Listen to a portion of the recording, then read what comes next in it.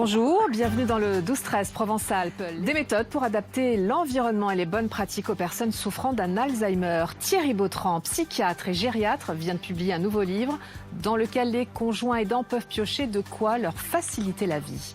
L'invité de ce 12-13 est Thierry Bautran, psychiatre et gériatre, directeur d'un EHPAD près de Marseille. Bonjour docteur. Bonjour. Vous avez écrit un livre publié chez Alpen, Alzheimer, peut-on combattre la maladie sans médicaments? Est-ce que vous trouvez qu'on fait beaucoup d'erreurs avec les malades, nous, les individus? Alors, très souvent on pense que la maladie d'Alzheimer, à juste titre, est un problème de déficit de mémoire. Mais il a surtout, cette maladie a comme problématique majeure des troubles du comportement. Alors, heureusement, la plupart du temps, ces troubles du comportement ne sont pas trop perturbateurs, comme la dépression, l'anxiété ou l'apathie. Mais quelquefois, ces troubles du comportement sont très graves. Opposition, agressivité, déambulation, voire fugue. Mais c'est aussi parce qu'on violente le malade en essayant de lui faire des choses qui ne sont plus de son ressort? Alors, c'est un petit peu ça. L'aidant familial est très souvent démuni face à ces troubles du comportement qui sont des fois très violents, comme je viens de le dire. Et ces aidants familiaux mettent en place des techniques qui ne sont pas adaptées à la personne. Et les thérapies non médicamenteuses dont je parle dans ce livre sont des thérapies à la fois bien traitantes et surtout, elles sont dépourvues d'effets secondaires, comme les médicaments classiques, qui n'ont pas fait la preuve d'efficacité et en plus. Et qui pourraient, des méthodes qui peuvent simplifier la vie des aidants. Quelques exemples. Alors moi j'ai un exemple classique, c'était dans ma maison de retraite où une aide-soignante me disait j'arrive pas à faire les soins à Madame X le soir parce qu'elle s'oppose. Elle est opposante, elle est agressive.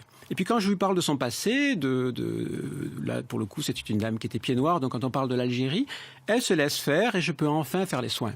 En fait, cette aide-soignante avait fait de manière très, naturelle, une thérapie non médicamenteuse qui s'appelle la réminiscence thérapie, c'est-à-dire qu'elle s'est mise en lien avec l'histoire de la personne, elle s'est mise en lien avec le passé de la personne.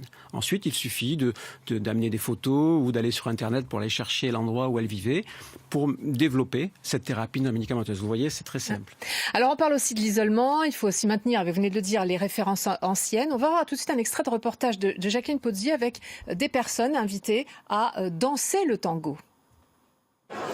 Ils se sont mis sur leur 31, un 31 en rouge et noir, couleur du tango, la danse de l'amour, capable de rappeler les émotions passées et les jours heureux.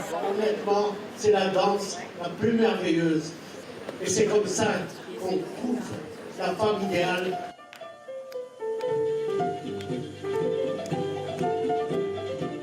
Absorbée par ce taquito militar, Colette Sabiani est venue partager le spectacle avec son mari, malade depuis plusieurs années. Je préfère le paso doble, mais j'aime le tango aussi. Avec mon mari, on faisait des concours. Quand on était à Paris, quand on était en Corse, on faisait des concours de paso doble, tous les deux. Cet après-midi est faite pour ce couple et pour les 200 autres personnes venues des centres d'accueil de Nice, malades d'Alzheimer et leurs proches. La ville leur propose des spectacles adaptés et des visites culturelles pour les aider à briser l'isolement.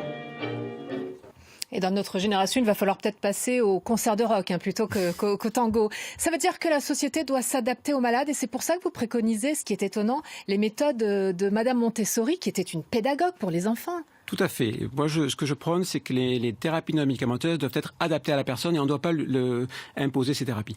Montessori, c'est effectivement une neuropédiatre des années 1900 qui essayait de ne jamais mettre en échec, en gros, les enfants pour qu'ils puissent évoluer de manière dans une certaine harmonie.